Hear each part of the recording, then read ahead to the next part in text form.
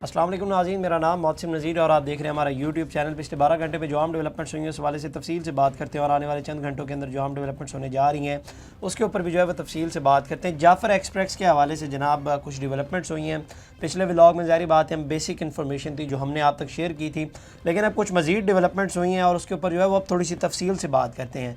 मिली जुली सी figures जो हैं वो सामने आ रही हैं, लेकिन जो हमने पता किया है, जो फैक्ट्स एंड फिगर्स चेक किए हैं उसके हवाले से जो है वो मैं आपको तफसील से बताता हूँ, क्योंकि इस वक्त जो है वो सिचुएशन बड़ी क्रिटिकल बनी हुई है और जो फिगर्स सामने आ रही हैं और आइडेंटिटी का बड़ा प्रॉब्लम आ रहा है, तो इस वजह से जो है वो जो फिगर्स हैं वो बड़ी मिली जुली सी आ रही हैं। लेकिन फिर भी हमने कोशिश की है कि दुरुस्त हद तक जो है वो आपको बताएं कि आखिर ये सारा वाक़या है क्या और किस तरह से पेश आया और ये इसका बैकग्राउंड क्या है, उसके हवाले से भी जो है वो तफसील से बात करते हैं। इसके अलावा और भी दीगर सियासत के हवाले से खबरें उसके ऊपर भी बात करेंगे, लेकिन सबसे पहले जनाब जाफ़र एक्सप्रेस के हवाले से गुज़िश्ता व्लॉग में जैसे कि मैं आपको पहले बता चुका हूँ कि बेसिक इन्फॉर्मेशन थी और मेरा ये ख्याल है कि जब तक खबर पूरी ना हो तब तक जो है वो शेयर नहीं करनी चाहिए। ज़ाहिर बात है आप जल्दबाजी में ख़बर शेयर कर देते हैं लेकिन बाद में वो फेक न्यूज़ बन जाती है या वो गलत खबर भी हो सकती है, तो इसलिए इंतज़ार कर लेना चाहिए।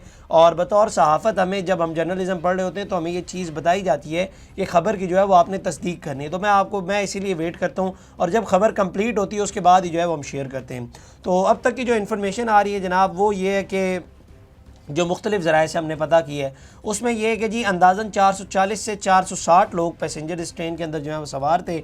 और इसके अलावा ये बताया जाता है कि जनाब ये जो ट्रेन थी ये क्वेटा से पेशावर की तरफ जो है वो जा रही थी और इसके अंदर जो है वो सरकारी मुलाजमीन या सिक्योरिटी फोर्सेस से ताल्लुक़ रखने वाले अफराद भी जो हैं वो वहाँ पर मौजूद थे। अभी तक आइडेंटिटी के हवाले से क्लैरिटी नहीं है, क्योंकि ये वाक़या जहाँ पे पेश आया बेसिकली वहाँ पर जो है वो सिग्नल्स की और कम्युनिकेशन की बहुत ज़्यादा डिफ़िकल्ट है, जिस वजह से जो है वो क्लैरिटी नहीं हो पा रही। और दूसरा ये कि मच के आसपास एरिया के अंदर जो है वो ये वाक़या पेश आया है। और दूसरा ये जो सारा रूट है, अब अगर आप ये रूट देखें, जो रूट मैंने आपको बताया है कि कोयटा से पेशावर ये जो रूट है पूरा, इस पूरे रूट के दौरान जो है वो 7 टनल आते हैं। अब ज़ाहिर बात है जिस तरह का रूट है वहाँ पर ऊंचाई नीचाई इस तरह की चीज़ें आती रहती हैं, तो ज़ाहिर बात है ट्रेन कभी स्लो डाउन होती है कभी स्पीड अप होती है, तो उसकी स्पीड को भी जो है वो बड़ा कंट्रोल किया जाता है। और चंद एक ज़राए ने यह भी बताया कि जी जब ट्रेन वहाँ पर गई है तो जनाब उसे जो है जहाँ पे ये वाक़या पेश आया वहाँ पर जो है वो उस पटड़ी को बेसिकली धमाके से जो है वो उड़ा कर इस ट्रेन को जो है वो बेसिकली रोका गया। दहशतगर्दों के पुराने अड्डे होते हैं, इस तरह से जो है वो ट्रेन को रोका जाता है। और फिर बताया जाता है कि जी ट्रेन पे जो है वो फायरिंग भी की गई है और ये भी पता चला है कि जी इस ट्रेन के ऊपर जो है वो दहशतगर्दों ने लोगों के आइडेंटिटी कार्ड चेक करके जो है वो उनको यरगमाल बनाया है। अब जैसे आप जानते हैं कि उन इलाकों में इस तरह से होता है, जो लोग यहाँ से काम करने के लिए जाते हैं उनके जो है वो आइडेंटिटी कार्ड चेक किए जाते हैं पहले, तो यहाँ पर भी इसी तरह से हुआ है कि उनके आइडेंटिटी कार्ड चेक करके उनको यरगमाल बनाया गया है। और इसमें जो ऑपरेशन किया गया है उसमें अब तक जनाब 13 दहशतगर्द जो हैं वो हलाक हो चुके हैं। अब ये भी मिली जुली सी फिगर्स आ रही हैं, कुछ कह रहे हैं 19 हो गए। इसके हवाले से मैं आपको बताता हूँ बेसिकली मसला ये है कि इस वक्त जो है वो आइडेंटिटी नहीं हो पा रही।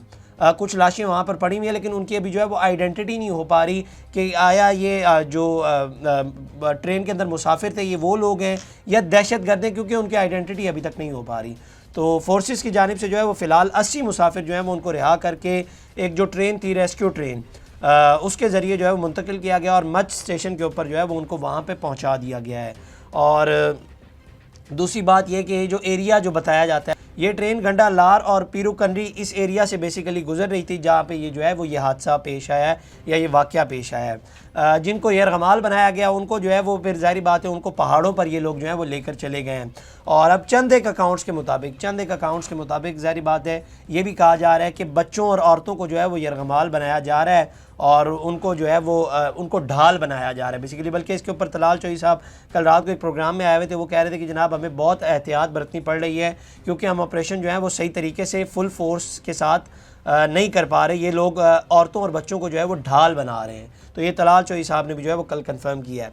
अच्छा, इसको अमूमन तौर पर जिस तरह से जहाज़ को हाईजैक किया जाता है उसी तरह से इस ट्रेन को भी बेसिकली हाईजैक ही किया गया, लेकिन बाद में जो है वो इस ट्रेन से मुसाफिरों को उतार कर जो है वो पहाड़ों में लेकर चले गए और वहाँ पर जो है वो बेसिकली जाकर यरगमाल बना लिया गया है। अच्छा, अब आ जाएँ एक और जो दूसरी चीज़ है उसके ऊपर आ जाएँ। जब इस तरह के मामला पेश आते हैं तो प्रोपेगेंडा अकाउंट्स ज़ाहिर बात है वो बड़े एक्टिव हो जाते हैं और इंडिया के अकाउंट्स जो है वो बहुत ज़्यादा एक्टिव हो गए इसके ऊपर। लेकिन मैं देख रहा था कि अच्छा, इससे पहले मैं आपको एक और चीज़ बता दूँ कि इस तरह के जो वाक़यात पेश आते हैं बेसिकली ये लोकल इंटेलिजेंस और किसी मुखबर के बगैर ज़ाहिर बात है ये वाक़या पेश नहीं आ सकता। और उनको मुकम्मल तौर पर तफसीलात दी जाती है। अगर यहाँ पर ये बताया जा रहा है कि सरकारी मुलाजमीन भी हैं तो इसमें फिर उनको ये भी बताया जाता है कि इसमें कौन कौन लोग हैं और कितने लोग हैं, पूरी एक मुखबरी की जाती है और उसके बाद जो है वो एक वाक़या पेश आता है। अच्छा, अब आ जाएँ प्रोपेगेंडा के ऊपर। ये एक अकाउंट आप देख रहे हैं अरसलान बलोच, ये PTI का माउथ पीस है और ये बड़े पुराने अरसे से, बल्कि इस तरह के और भी बहुत सारे अकाउंट हैं। अच्छा, आप प्रोपेगेंडा वीडियो इन्होंने एक शेयर की है और ये वीडियो जो है पूरे सोशल मीडिया के ऊपर इन्होंने फैलाई हुई है और इसके अंदर लिखा क्या हुआ है कि बलूचिस्तान में होने वाले ट्रेन हमले की फुटेज।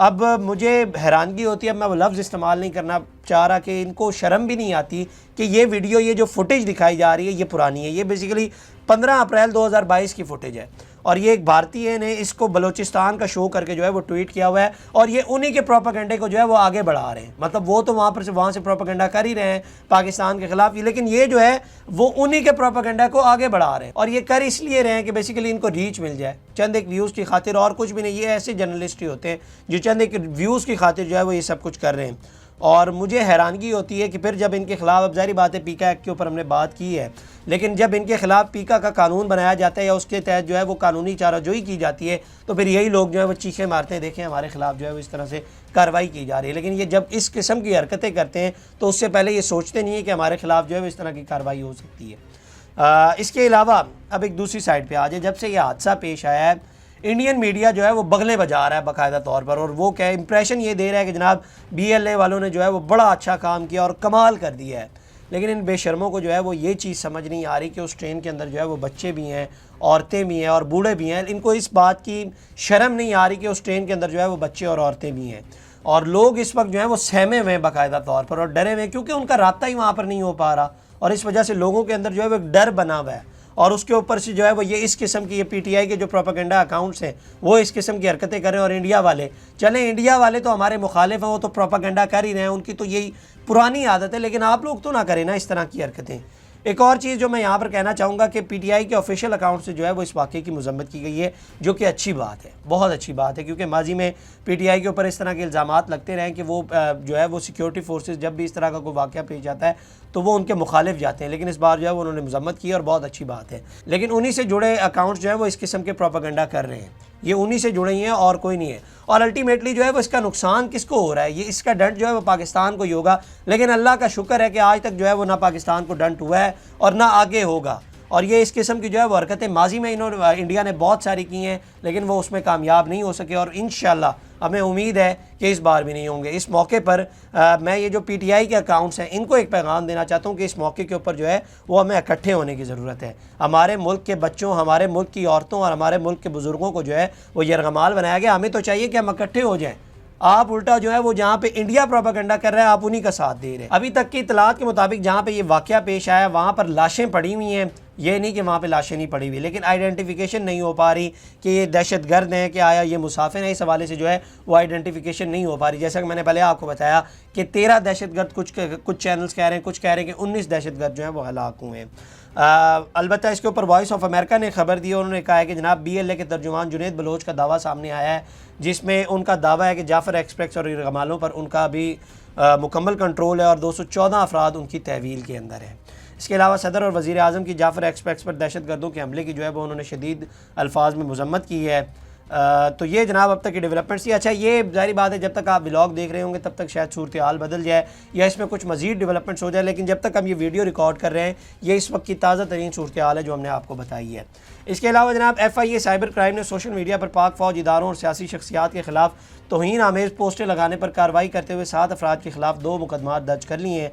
तफसीलात के मुताबिक FIR ने दोनों मुकदमात पीका एक्ट के तहत दर्ज किए हैं। जिन अफराद को मुकदमे में नामजद किया गया है उनमें शहबाज गिल, आदिल राजा, वकार मलिक, अहमद नूरानी और शफीकुर रहमान शामिल है। दूसरा मुकदमा रसूलपुर जट्टा की तहसीनुर रहमान के खिलाफ दर्ज किया गया। मुलजिमान अपने एक्स अकाउंट से मुल्की इदारों के खिलाफ तौहीन आमेज़ पोस्टें कर रहा था। दीगर मुलजिमान अपने सोशल मीडिया पर कौमी इदारों के खिलाफ नाजेबा और तौहीन आमेज़ मवाद अपलोड कर रहे थे। FIA साइबर क्राइम ने मुकदमात दर्ज करके तफ्तीश का आगाज़ कर दिया है। अच्छा, इसके अलावा जनाब जो पिछले ब्लॉग में हमने अलीमा खान साहिबा और नईम हैदर पंजोता की जो खिटमिट हुई थी बेसिकली उसके ऊपर जो है वो हमने तफसील शेयर की थी, तो उसके ऊपर जो है वो नईम हैदर पंजोता साहब ने एक ट्वीट किया। उन्होंने लिखा कि जी अलीमा बाजी हमारी वालदा का दर्जा रखती हैं, वो इमरान खान साहब के हवाले से फ़िक्र करती हैं, बढ़ा चढ़ा के झूठी खबरें फैलाई जा रही हैं। मकसद और कॉज हम सबका इमरान खान साहब दीगर की रिहाई है और हकीकी आज़ादी आप सबकी, इस पर फोकस रखें।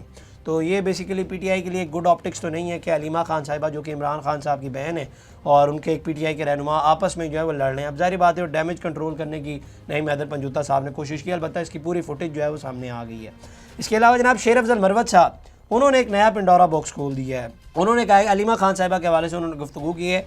उन्होंने कहा कि जी मुझे हलीमा खान के रवैये से जो है वो मुझे बड़ा अफसोस हुआ है कि खान साहब ऐसे रवैयों से बाखबर हैं। उन्होंने हलीमा खान को कहा था कि आप पार्टी के लोगों से ऐसा रवैया ना रखा करें और खान साहब ने पूरी क़यादत को हिदायत भी दी थी कि हलीमा खान की किसी बात को संजीदा ना लिया जाए और अगर ज़रूरत हो कि आप हलीमा खान की कॉल ही ना उठाएँ।